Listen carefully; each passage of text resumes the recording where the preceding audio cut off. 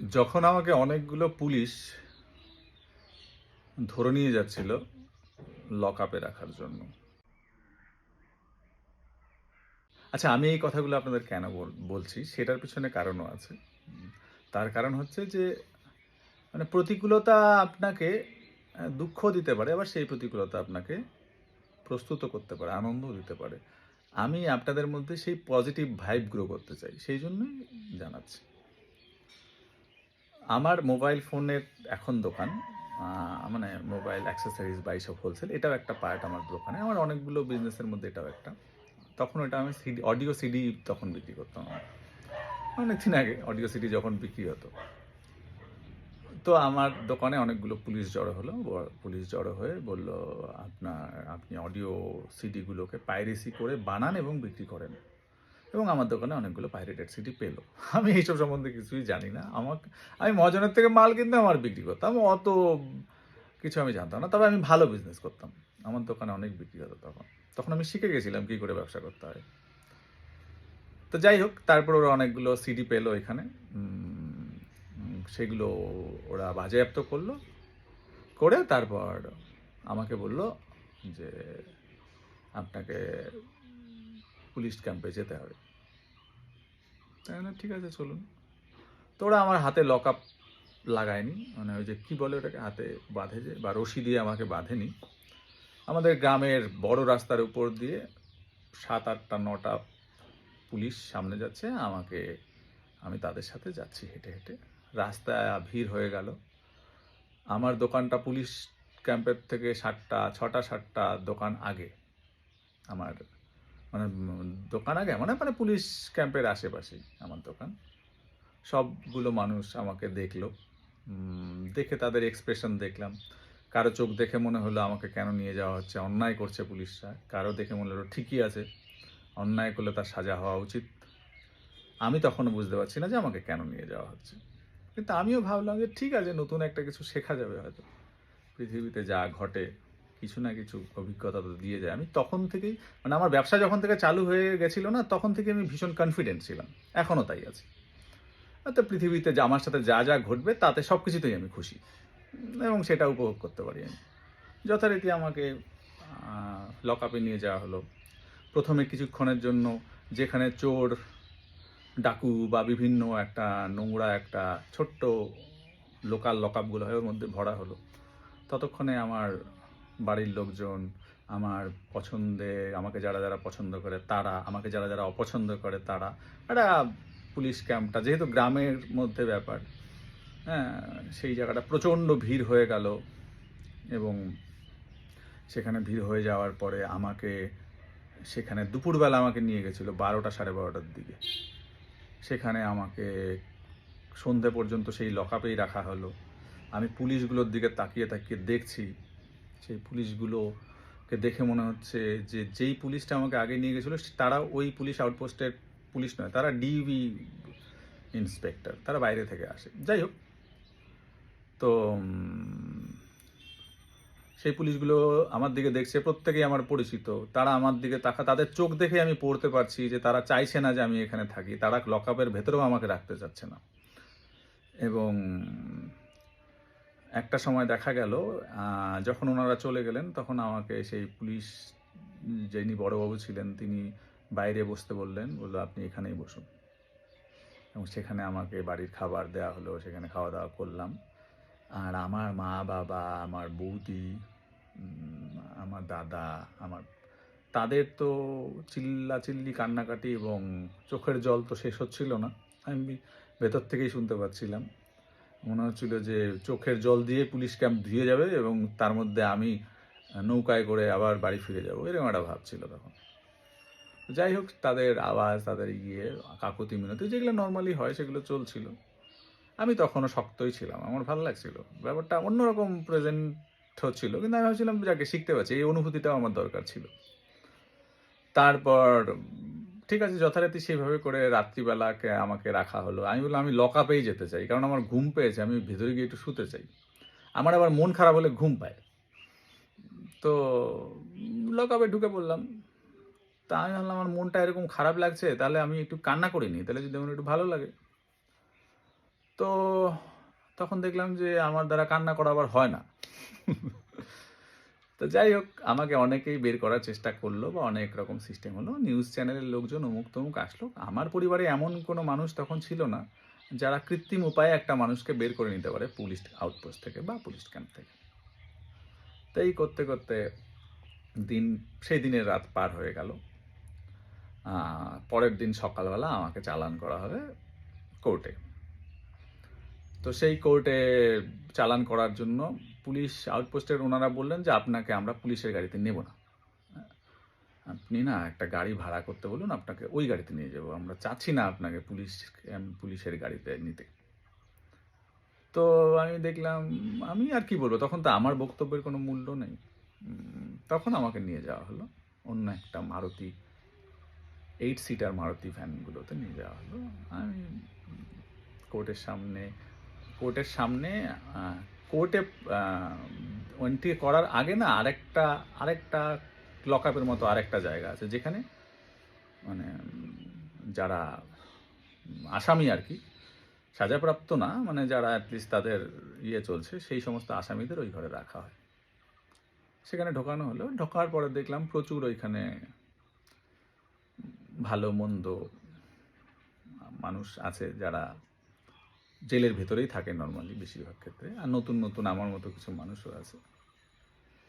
তো এই এক্সপিরিয়েন্সগুলো দারুণ মজার এক্সপিরিয়েন্স। এইগুলোকে না আপনারা বেশি টেনশনে যাবেন না, রিল্যাক্স। সেখানে গেলাম, যাওয়ার পরে সাথে সাথে দেখলাম কি আমার প্যান্ট টেনে খুলে দিল একটা। ও বোধহয় পরে জানতে পারলাম ও চোর, এলাকার ভালো চোর আর কি। যাই হোক, মানে ওরা খোঁজা শুরু করলো যে পয়সা কড়ি আছে কিনা, তাহলে কেড়ে নেবে। তারপর আমার ইনার ওয়্যারটা একটা দামি কোম্পানির ছিল, সেটা দেখে ওরা অবাক হলো যে এই ধরনের ইনার ওয়্যারও হয়। ওরা সবাইকে দেখালো যে দেখ ইনার ওয়্যারটার কেমন। ওই নিয়ে কিছুক্ষণ হাসাহাসি হলো, আমিও খানিকটা হেসে নিলাম।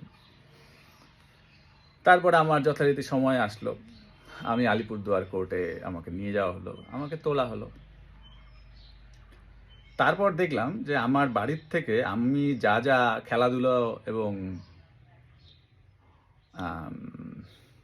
গান বাজনা করে যা যা আমি অ্যাচিভ করেছিলাম, তারপর ইটিভি বাংলাতে একবার গিয়েছিলাম অনুষ্ঠান করতে গানের। তার মধ্যে যে পেঁচানো মেয়েদের একটা ছবি হয় না, ওই টাইপের একটা ছবি, মানে ওই যে পুতুলের মতন, সেটা দেখলাম যে আমাদের কোর্টে যেখানে ম্যাজিস্ট্রেট সাহেব বসবেন তার আশেপাশে ওগুলো দেখি ভরে আছে। আমি বললাম এগুলো তো আমার ট্রফিগুলো। দেখলাম পুরো এলাকায় ভরে আছে। তার মানে আমার বাড়ির লোক ইমোশনালি, দেখলাম কামাখ্যাগুড়ি তো আমার গ্রামের মানুষ তো ভিড় করে ওখানে বসে আছে। আমি কোর্টে ঢুকবো কি, আমি দেখলাম যে আমি তো সেলিব্রিটি হয়ে গেলাম। এনিওয়ে, তো সেখানে গেলাম। সেইখানে গিয়ে দেখলাম আমার যে উকিল ছিল তার কথা বলতে হচ্ছে না। আলিপুরদুয়ারে আমি যাদের সাথে ক্রিকেট খেলি, আলিপুরদুয়ারে যাদের সাথে আমি ক্রিকেট খেলি, তাদের অধিকাংশইদের মধ্যে বেশ কিছু মানুষই হচ্ছে উকিল। আর আমার একটা দাদা আছে, সোমশঙ্কর দত্ত আপি বলে। সেই দাদার নেতৃত্বে দেখলাম যতগুলো উকিল ছিল সবাই দাঁড়িয়ে বলল অলোক কুণ্ডুকে ছেড়ে দেওয়া হোক। অলোক কুণ্ডু একটা ইনোসেন্ট ক্যারেক্টার। তখন আমার জীবনে যদি কোনোদিন চোখে জল আসে, তাহলে তখন আমার চোখে জল এসে গেল। মানে আমি এতটা লজ্জা অনুভব করছি না, কি অনুভব করছি সেটা আমি জানি না। মানে আমার জীবনে একবারই চোখে জল আসছে। এই সবগুলো উকিলকে যখন আমি দাঁড়াতে দেখলাম, এই আপিদা মানে সোমশঙ্কর দত্ত আপিদার নেতৃত্বে সমস্ত উকিলরা একসাথে, আমি জানি উকিলরা একে অপরের বিরুদ্ধে থাকে, আমি দেখলাম পুরো উকিলের সম্প্রদায় এসে ভেতরে ঢুকে জড়ো হয়ে দাঁড়িয়ে পড়ল এবং বলল ম্যাজিস্ট্রেটকে আমাকে ছেড়ে দেওয়া হোক, কারণ আমি ইনোসেন্ট। তখন যিনি সরকারি উকিল ছিলেন তিনি বললেন যে মান্না দে যদি অন্যায় করে তাহলে কি তাকেও ছেড়ে দেওয়া হবে? অতএব কে কি ধরনের শিল্পী, কে কি ধরনের খেলোয়াড়, সেটা তো কোর্ট দেখবে না। অন্যায় যারা করবে তার সাজা কোর্ট সবার জন্য সমান। সুতরাং ওই সমস্ত ট্রফি, ওই সমস্ত ইমোশনাল টক, সমস্ত উকিলের কথা কিছুই তার মধ্যে টিকলো না। যথারীতি আমার সেফ কাস্টাডি হয়ে গেল এবং আমাকে দেখাতে হবে, মানে তাই যে আমার 3 মাসের একটা নন বেলেবল সেকশন মোটামুটি ওরা দিয়ে দিল। এবার দেওয়ার পরে সেই কেসটা ছিল I am the manufacturer of pirated CD. তার মানে আমি পাইরেটেড সিডিগুলো বানাই এবং সেগুলোকে বাজারে সাপ্লাই করি। যদিও সেটা মিথ্যা কেস ছিল, কারণ আমি ওগুলো চিনি না, সেটা পরবর্তী, সেটা তো প্রমাণ সাপেক্ষ। এবং তারপরে আমি ওখানে দাঁড়ালাম, ওই খানিকক্ষণই আমার খানিকটা চোখে জল এসেছিল, তারপরে আমি আবার ক্যাজুয়াল হয়ে গেলাম। তারপরে ওখান থেকে যখন বের হলাম, তখন আমার পাশের বাড়িতে একটা দাদা আছে, কমল নাম, মানে ওরা না আমাকে দেখতে পাচ্ছে না, মানে আমি এভাবে করে হেঁটে হেঁটে যাচ্ছি, আমাকে পুলিশ ধরে নিয়ে যাচ্ছে, ওরা সহ্য করতে পারে না। পৃথিবীতে আপনাকে যদি কেউ পছন্দ করে, আপনি মানে ধরুন আমাকে কেউ ঘুষি যদি মারে, তাহলে আমার অত বেশি রাগ উঠবে না, কিন্তু আমার বাবাকে যদি কেউ ঘুষি মারে, তাহলে তো আমি ওর সাথে কথা বলবো না, না তাকে উল্টো সে আমার সামনে টিকবেই না। সুতরাং মানুষ যখন অন্য মানুষকে ভালোবাসে, অন্য মানুষের যখন কষ্ট দেখে, তখন না তারা সহ্য করতে পারে না। আমাকে অনেক রকম বুদ্ধি দিল যে তুই পেট ব্যথার ভান কর, তুই শুয়ে পড়, তোকে হাসপাতালে শিফট করে দেখ, অমুক তমুক। তো মিথ্যা প্রচেষ্টা আমার তো হয়ই না, তার 2 নম্বর হচ্ছে আমি পারি না করতে। তা আমি একবার একটু পেট ব্যথার ভান করলাম, পাশ থেকে একটা জেলে যারা ইনচার্জে থাকে পুলিশে বললো, ভাই এগুলো কমন আইটেম, এগুলো আমরা বুঝি, দরকার নেই করার। আর তাছাড়া ওই হাসপাতালের থেকে ওই দিকেরটা বেটার, ওই নতুন চক্করে যাওয়ার দরকার নেই। আমি বুঝে গেলাম। তো এইবার কেউ আমার দিকে আর তাকাতে পারছিল না। এবার আমি দেখলাম আমার দ্বারা উল্টো জিনিস করতে হচ্ছে। কি জিনিস করতে হচ্ছে? উল্টো আমার মা বাবাকে, আমার বন্ধুদেরকে শান্ত করতে হচ্ছে। আমি বলছি যে আমি ভালো আছি, অসুবিধা নেই। আর আমি তো বেসিক্যালি যেই 63/68 কপিরাইট অ্যাক্ট যেটা আমাকে দিয়েছে সেটা আমি করিনি, সুতরাং প্রমাণ হবেই না। তো অসুবিধা নেই, আমি ভালো আছি, তোমরা নিজেরা কন্ট্রোলে থাকো। এই সমস্ত কিছু বলে আসলাম। বলে এসে তারপরে আমাকে সন্ধেবেলা এই করতে করতে, এই প্রক্রিয়া করতে করতে দেখি লোকজন নড়েই না। তারপরে এই প্রক্রিয়া করতে করতে সন্ধেবেলা আমাকে আলিপুরদুয়ার জেলে ঢোকানো হলো। আজকে এই পর্যন্ত রাখি। কেন রাখি? কারণ এই গল্প না পুরো মজার গল্প, এটাকে অত টেনশনে নেওয়ার কিছু নেই। ভিতরে আমি 8 দিন ছিলাম, ভেতরের এক্সপিরিয়েন্স আমি এর পরের দিন বলবো, আর ভেতর থেকে বের হওয়ার পরের এক্সপিরিয়েন্স আমি আরেক দিন বলবো। তো এই হচ্ছে ব্যাপার। আমি শুরু থেকে শেষ পর্যন্ত রিল্যাক্সই ছিলাম, আর খানিকটা খুশিও ছিলাম। আর তার পিছনেও একটা কারণ আছে, সেটাও রবীন্দ্রনাথ ঠাকুর। কীরকম রবীন্দ্রনাথ ঠাকুর? আমি ভাবলাম যে এই অভিজ্ঞতা আমি যদি পৃথিবীতে জন্মগ্রহণ না করতাম তাহলে তো পেতাম না। অর্থাৎ এই নতুন একটা অভিজ্ঞতা, সেটা আমি মানুষ হয়ে জন্মিয়েছি বলেই হয়েছে। আর ভারতবর্ষের আইন ব্যবস্থা এইরকম দেখে হয়েছে। পাইরেটেড সিডি আর কিছু আমি না বানাই, বিকৃত করি, কেউ না কেউ তো এই পরিশ্রম করে এই গানটা তৈরি করেছিল, তার এই পরিশ্রমের ফলগুলো তো আমি ভুল জায়গায় দিলাম, আমি বিক্রি করতাম। অতএব আমি কারো পাইরেটেড জিনিস আমি বিক্রি করতাম। একটা গান মানুষ করলো এত পরিশ্রম করে, একটা অ্যারেঞ্জার এত সুন্দর করে অ্যারেঞ্জ করলো, একটা কোম্পানি সেটাকে নিয়ে পাবলিশ করলো, এত কিছু করার পরে সে তার মধ্যে থেকে কোনো রেভিনিউ পেল না, এটা অন্যায়। সেটা আমি অনুভব করলাম। আমি বললাম তাহলে এই অন্যায়ের কথা ভেবেও তো জেলে কাটানোই যেতে পারে। সুতরাং আমার মধ্যে তেমন কোনো ব্যাপার ছিল না। আর সেই কারণে তখন আমি ভাবলাম যে এই অভিজ্ঞতা তো ঈশ্বর আমাকে দিল, এটা একটা নতুন অভিজ্ঞতা আমি পেয়ে গেলাম। আমি ঈশ্বরকে ধন্যবাদ জানাই যে ঈশ্বর আমাকে আপনি একটা নতুন অভিজ্ঞতা দিলেন। আর এই যে অভিজ্ঞতাগুলোতে আমি খুশি হব না, সেই খুশি হওয়াটা রবীন্দ্রনাথ ঠাকুর দেখিয়েছে। আর সেই গানটা আপনাদের শোনাই। 13 মিনিট 52 সেকেন্ড। আপনারা প্লিজ আমাকে ক্ষমা করবেন। গানটা আপনারা যদি দেখেন, আমি তো লিখেই দেবো যে কতটুকুন গল্প আপনাদের স্কিপ করতে হবে। আকাশ ভরা সূর্য তারা, বিশ্ব ভরা প্রাণ, তাহারি মাঝখানে আমি পেয়েছি মোর স্থান বিস্ময়ে, তাই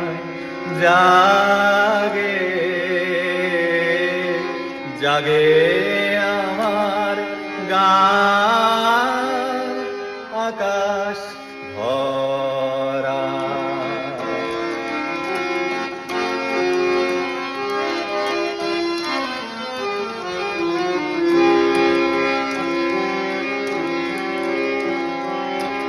অসীম কালে যে হিল্লোলে জোয়ার ভাটায় ভুবন দোলে, অসীম কালে যে হিল্লোলে জোয়ার ভাটায় ভুবন দোলে, নারীতে মোর রক্ত ধারা লেগেছে তার টান, বিস্ময়ে তাই জাগে জাগে আমার গান আকাশ ভরা।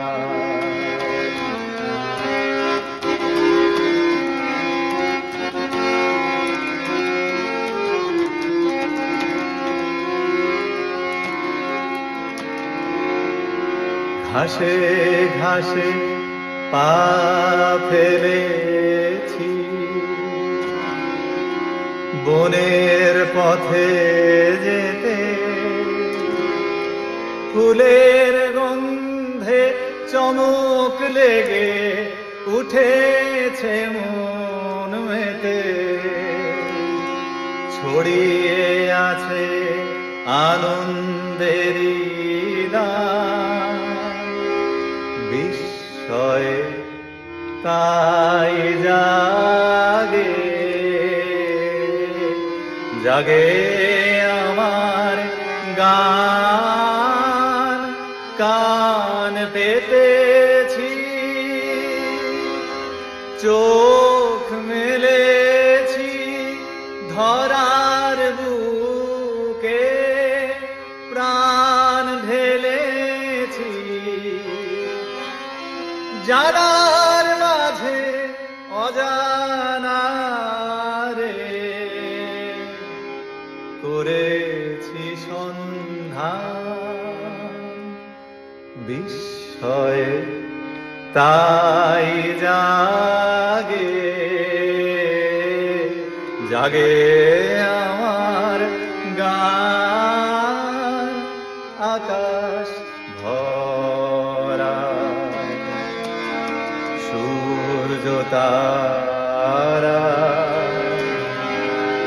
বিশ্ব ভরা প্রাণ, তাহারি মাঝখানে